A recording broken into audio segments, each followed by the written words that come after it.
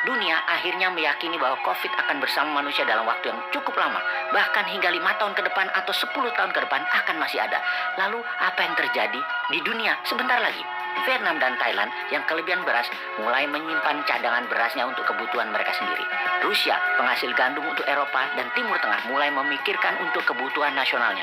Amerika pun mulai menyetok minyak bumi dari Timur Tengah. Cadangan pangan Cina dan cadangan energi Tiongkok sedang dikuras oleh Amerika. Karena pandemi ini, seluruh negara dunia menjadi egois, memikirkan bangsa dan negaranya sendiri.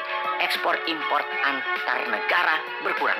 Efek global seakan menunggu genderang perang meletus yang memang diadu oleh globalis.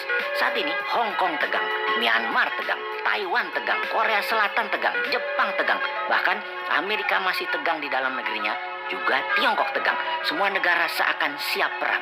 Tiongkok bahkan di sisi timurnya berkumpul semua kekuatan arsenal persenjataannya secara masif sudah tertata. Batu bara dari Indonesia dan Australia ke arah Tiongkok sepertinya akan ditahan di Laut Cina Selatan oleh armada ke-7 Amerika, dan ini akan menimbulkan tekanan kuat ke Tiongkok yang tidak punya suplai energi. Listrik bisa padam di Tiongkok sebentar lagi. Alat komunikasi bisa mati di Tiongkok sebentar lagi. Armada kelima di Timur Tengah milik Amerika terus mengganggu memperlambat kapal bahan bakar minyak ke Tiongkok. Armada 7 Amerika di Laut Cina Selatan mengontrol Vietnam, Thailand, dan negara ASEAN dilarang menyuplai ke Tiongkok untuk pangan. Tiongkok pasti murka. Lalu bagaimana sikap Indonesia? Di tengah pandemi corona yang berkecamuk perang globalis versus nasionalis Amerika, sesungguhnya posisi Indonesia tidak mendukung globalis maupun tidak mendukung nasionalis Amerika.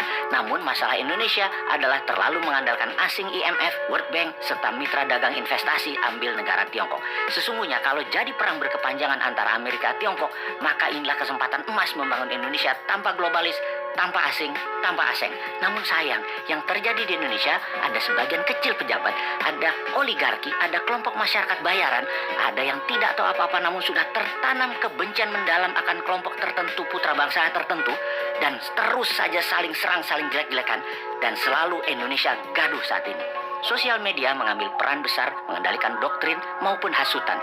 Bangsa Indonesia mulai dari pejabatnya, penguasanya, pengusahanya, sampai rakyat terbawah tidak sadar memakan propaganda dari globalis.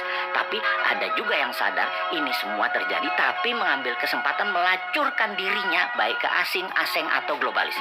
Alih-alih membangun Indonesia yang berdikari, warga Indonesia malah bertarung dengan saudara setanah air. Anggapan bahwa bangsa Indonesia tidak memiliki kemampuan untuk bekerja dan membangun negeri, serta pemahaman bahwa tanpa pinjaman luar negeri Indonesia tidak bisa membangun, sehingga perlu asing, perlu globalis adalah ada di pejabat saat ini yang berkuasa. Ini menjadi titik lemah bangsa Indonesia. Sedemikian tidak percaya dengan kekuatan bangsa sendiri. Ide membangun negeri Indonesia untuk berdikari menjadi terhalang dengan keyakinan keilmuan atau hegemoni ilmu dari kelompok kecil pejabat.